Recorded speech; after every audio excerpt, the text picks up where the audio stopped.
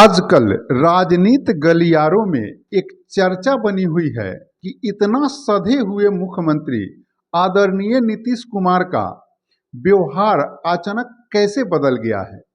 अचानक वे कैसे इतना आक्रामक हो गए हैं और जो व्यवहार आदरणीय नीतीश कुमार का बदला है, इस पर तमाम बुद्धिजीवी जो हैं तरह तरह के बयानबाजी जरूर करने से नहीं चूक रहे हैं।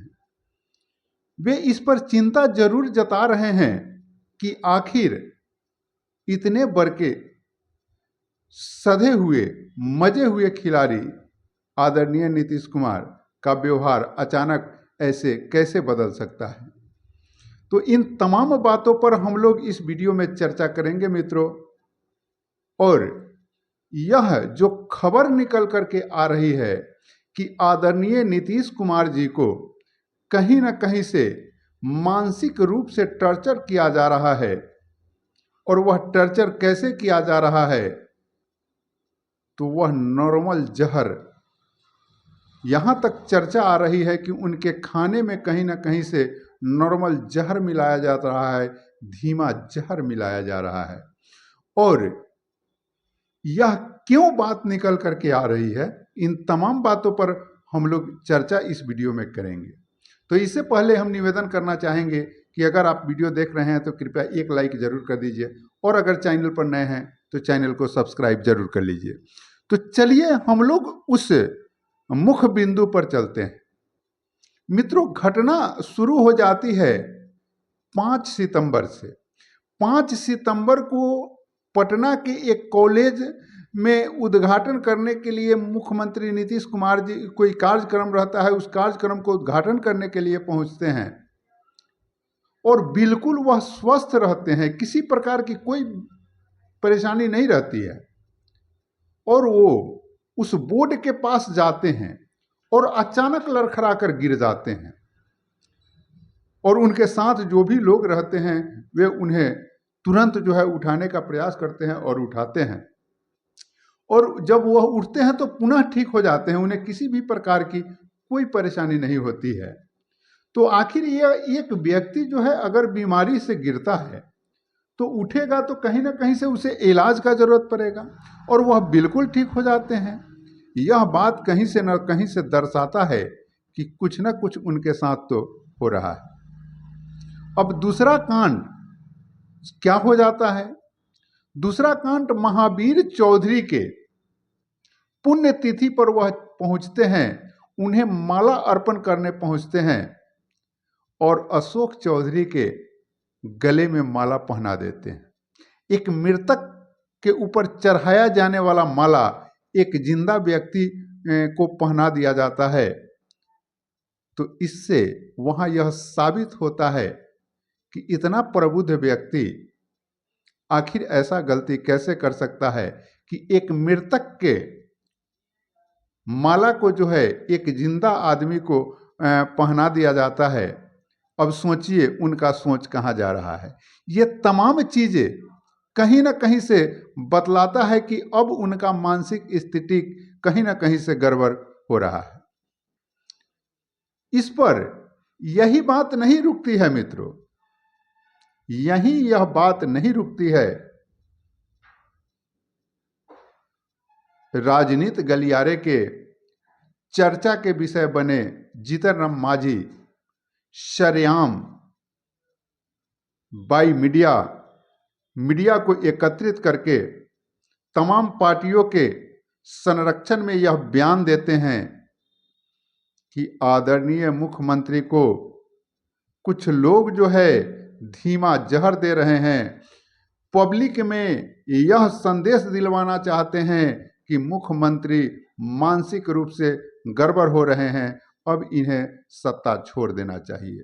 सत्ता के लालच में पड़े लोग मुख्यमंत्री को कहीं ना कहीं से बगलिया रहे हैं, उनको मानसिक प्रताड़ना दवाइयों के माध्यम से करके और पब्लिक फील्ड में उनका छवि बिगाड़ने के फेर में पड़े हुए हैं। ये सरेआम जीतन राम मांझी कर रहे हैं। और जीतन राम मांझी की बात को अगर थोड़ा देर के लिए नहीं माना जाए, क्योंकि आदरणीय नीतीश कुमार उनको भाला बुला बोल दिए। तो ये भी एक सवाल उत्पन्न करता है मित्रों। इतना अच्छा जिसका बिहेव रहा हो, इतना अच्छा जिसका व्यवहार रहा हो, लगातार 17 से 18 साल जो बिहार के राजनीति के शीर्ष में रहा हो, स्वयं मुख्यमंत्री बन के रहा हो, वैसा व्यक्ति अचानक इतना उग्र हो जाए और एक पूर्व मुख्यमंत्री को अपमानित कर दे, तो ये अपने आप में एक सवाल पैदा करता है। आगे जो है सम्राट चौधरी भी यह कहने से नहीं चूकते हैं। सम्राट चौधरी भी राज्यपाल तक से इस बात की चर्चा करते हैं कि कहीं ना कहीं से आदरणीय मुख्यमंत्री जो है मानसिक रूप से गड़बड़ होते जा रहे हैं, उनकी जांच होनी चाहिए, क्योंकि उनके हाथों में जो है वह पूरे बिहार का शासन है, वह आम आदमी नहीं है। इसलिए उनका शिकायत और उनके बारे में जो है बातें राज्यपाल से की जाती है कि एक मानसिक संतुलन खोए व्यक्ति सत्ता में बना रहे, ये बात ठीक नहीं रहे। अगर मानसिक परेशानी है तो उसकी जांच होनी चाहिए, उसका इलाज होना चाहिए, क्योंकि उनके हाथों में बिहार का शासन है। ये सम्राट चौधरी जो है सरेआम बोलते हैं और यह राज्यपाल तक भी इस बात को पहुंचाते हैं। चलिए यह बात कहा जाए कि सम्राट चौधरी जो बीजेपी के प्रदेश अध्यक्ष हैं और वह विपक्षी हैं, तो उनका काम है पक्ष पर कटाक्ष करना, यह बात भी कहा जाएगा। लेकिन एक और बात मैं आपको बतलाते चलूं कि पिछले 40 वर्षों से जिसके साथ साया के रूप में जो रहे हैं, और यूं कहे कि शरीर दो है लेकिन आत्मा एक रहा है। नीतीश कुमार जब बीजेपी से अलग होते हैं और जब बयान देने की बात होती है तो वह यह कहते हैं कि आप अपने ही पार्टी के अमुख व्यक्ति को मुख्यमंत्री बना दीजिए, मैं आपका समर्थन करने के लिए तैयार हूं। अपने मुख्यमंत्री के पद को छोड़ने के लिए उस व्यक्ति के लिए ये तैयार रहते हैं। इतना विश्वसनीय व्यक्ति का बयान होता है और वह कहते हैं कि आदरणीय नीतीश कुमार जी ऐसा नहीं थे। मैं पिछले 40 वर्षों से उनको जानता हूं और उनके करीब रहा हूं। उनका व्यक्तित्व तो उच्च कोटि का रहा है। वो तो सधे हुए मजे हुए खिलाड़ी रहे हुए हैं। वो तो अपने से छोटे को अनादर के भाव से नहीं देखते हैं। फिर जीतन राम मांझी जैसे व्यक्ति को अनाप शनाप अगर बोल देते हैं तो कहीं ना कहीं से उनका बयान है, यह सुशील कुमार मोदी का बयान है। वह कहते हैं कि यह कहीं ना कहीं से मानसिक प्रताड़ना का शिकार आदरणीय नीतीश कुमार जी हो रहे हैं और वह राजनीति से परे यह बयान देते हैं और यह भी कहते हैं कि मैं आगाह करने का प्रयास कर रहा हूं कि महोदय आप जो है अपना इलाज कराइए, आप अपना चेकअप डॉक्टर से कराइए, आप जहां भोजन करते हैं उस भोजन का भी तहकीकात कराइए। एक विपक्षी के रूप में एक मित्र जो है एक मित्र को आगाह करता है। जब एक मित्र आगाह करता है तो यह बात चर्चा के विषय हो जाती है और इस विषय पर सभी जगह चर्चाएं चलने लगती है कि कहीं वास्तव में तो नीतीश कुमार के साथ ऐसा हो तो नहीं रहा है। तो आखिर ये कौन कर सकता है? तो ये तमाम कहीं ना कहीं से ये तमाम जो है आरोप उनके गठबंधन के साथी पर जा रहा है, जिनको यह बेचैनी है कि हम तुरंत मुख्यमंत्री बने।